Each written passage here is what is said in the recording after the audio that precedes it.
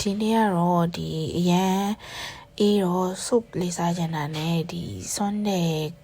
kebab လို့ခေါ်လားမသိဘူးအဲ soup လေးသွားစားပါတယ်။သွား Sunday ပါတယ်ပြီးတော့ဝက်ကလေးစားတွေပေါ့နော်ပြီးတော့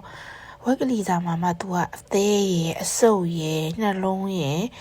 ဥမကြီးရယ်ပြီးရင်နောက်ထပ် Sunday ပါတယ်ပေါ့နော်အဲ့ဒီဟာလေးကကြတော့သူကပေါ့လို့ရှိရင်ထည့်စားရတယ်အဲ့ဒီဘယ်လိုပြောရမလဲပေါ့လို့ရှင်ထည့်စားတယ်အဲ့ပစွန်စိတ်လေးပေါ့နော်ဒါပေမဲ့မပေါ့ပါဘူးကိုကအမြဲတမ်းအပေါ့စားလို့လာတော့မသိဘူးပေါ့နော်သူ့ရဲ့အရာသာအဲ့လောက်မပေါ့ဘူးအဆင်ပြေတယ်ထည့်ရမလို့ဘူးပေါ့နော်ဒါပေမဲ့ဒီအရာသာလေးလေးပြင်နေစားရလူတွေကတော့လုံမဲ့ထင်ပါတယ်ကိုကတော့တော်တော်လေးအပေါ့စားရသူမဟုတ်လို့ပါအရန်စားလို့ကောင်းပါတယ်ရှင်ကိုရီးယားရောက်လို့ရှင် try ကြည့်ပါ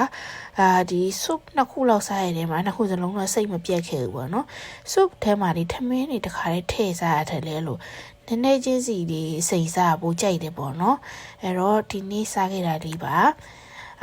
အားလုံးပဲကျေးဇူးတင်ပါတယ်ရှင်